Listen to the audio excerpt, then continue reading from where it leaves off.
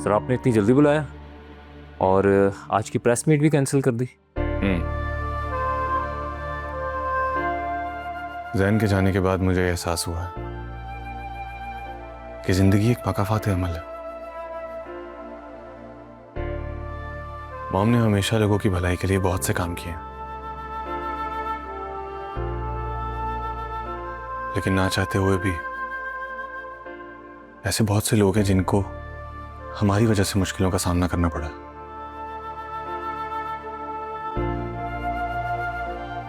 एक गैर कानूनी शुगर मिल है जो कि गवर्नमेंट की जमीन पर है, काफी अरसे से बंद है। उस जमीन के इर्द गिर्द बहुत से लोग हैं जिनके पास रहने के लिए जगह नहीं। ये जमीन आजाद करवा के उन लोगों के लिए रहने की अच्छी जगह बनवाते हैं। और मैं ये सोच रहा हूं कि मैं इस प्रोजेक्ट को जैन सलमान शाह होम्स के नाम से शुरू करूं। इससे मॉम भी बहुत खुश होंगी। ये बात भी ठीक है सर, बेघर लोगों के लिए जो आप सोसाइटी बना रहे हैं उसके लिए ये जगह बेहतर साबित होगी।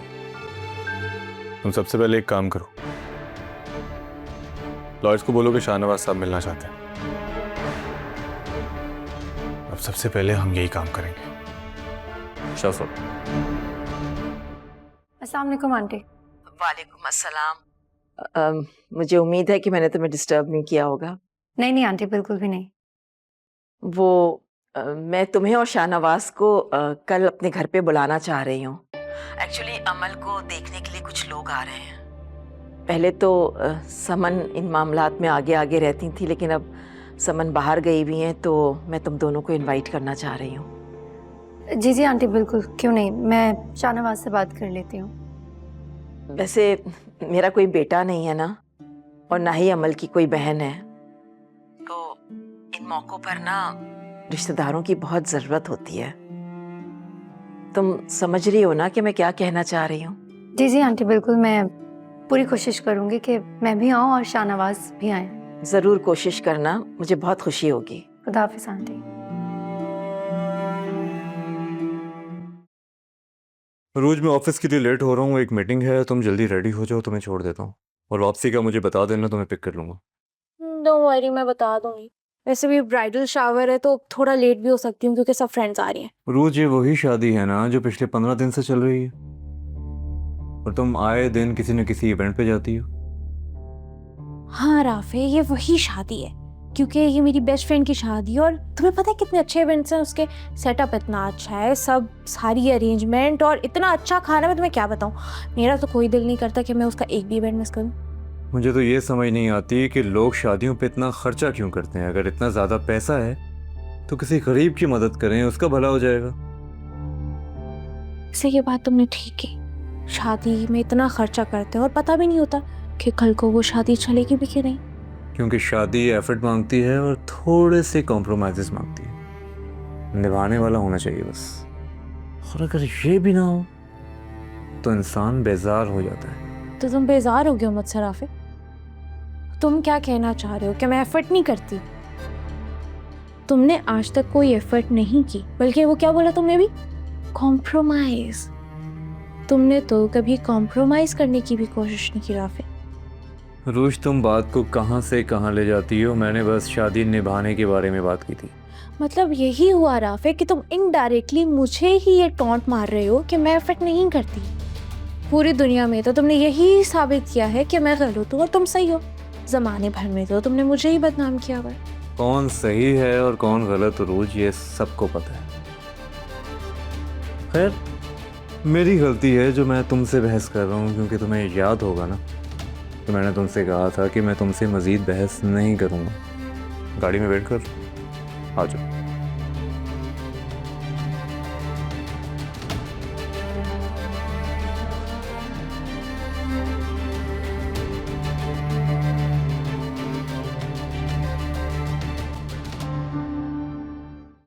अम्मी, आटा मैंने गूंद दिया, मुझे बता दें कब तक कट हो जाएंगी। बस बेटा, तुम पालक के पत्ते अलग कर दो, टमाटर तो मैं काट रही।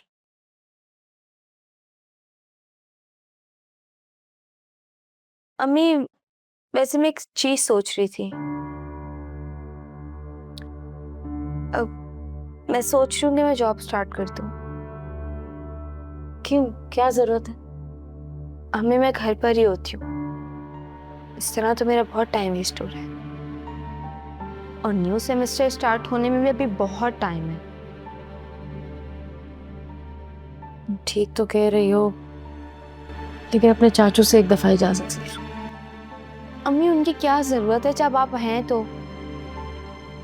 मैं आपसे पूछ तो रही हूँ। बेटा तुम्हारे आने जाने की जिम्मेदारी कौन लेगा? मेरा ख्याल है फिलहाल तुम घर में ही रहो।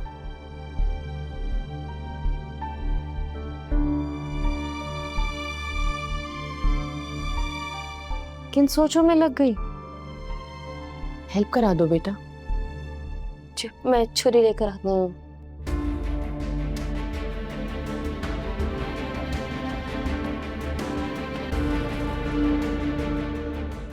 अमल को पहली बार देखा था ना, तो उसी वक्त डिसाइड कर लिया था कि मेरे शहरियार और अमल की जोड़ी कमाल की लगेगी। मैं अमल को ही अपनी बहू बनाऊंगी, लेकिन अगर आप लोगों की इजाजत होगी तो।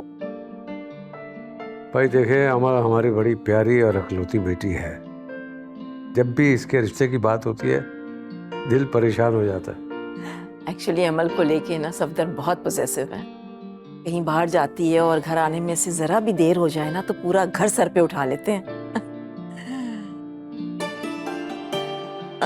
बेटा आप खामोश बैठे हैं या बोलते ही कम हैं? जी बस मैं कम बोलता हूँ, पर सोच के बोलता हूँ। माशाल्लाह हमारा बेटा बहुत समझदार है। पॉलिटिकल साइंस में मास्टर्स किया है ऑक्सफोर्ड से। और बैचलर्स? जी पाकिस्तान से किया था और स्कॉलरशिप मिल गई तो बाहर चले गया। स्कॉलरशिप के बगैर भी जाया जा सकता था।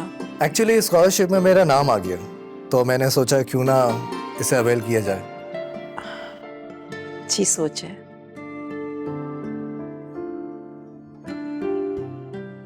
अगर आपको बुरा ना लगे तो मैं अमल से कुछ बात करना चाहता हूँ। हाँ हाँ क्यों नहीं, बिल्कुल। अमल जाओ इन्हें लाउंज में ले जाओ बेटा।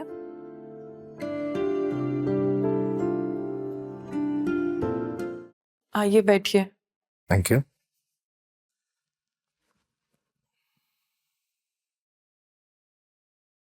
मैं तुमसे बस इतना पूछना चाहता था कि तुम इस रिश्ते से खुश हो? जी कह सकते हैं। अगर तुम मुझसे कुछ शेयर करना चाहती हो तो तुम कर सकती हो।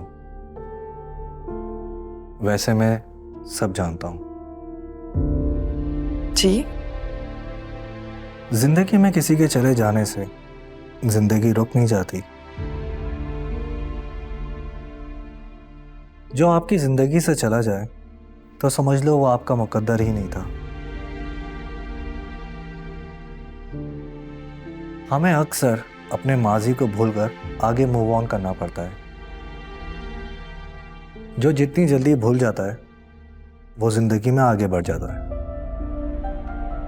जी तो मूव ऑन करो और आगे बढ़ो। हाँ लेकिन इतना आसान नहीं होता आगे बढ़ना। और अगर कोई सच्चे दिल से आपका हाथ थाम कर आगे बढ़ना चाहे तो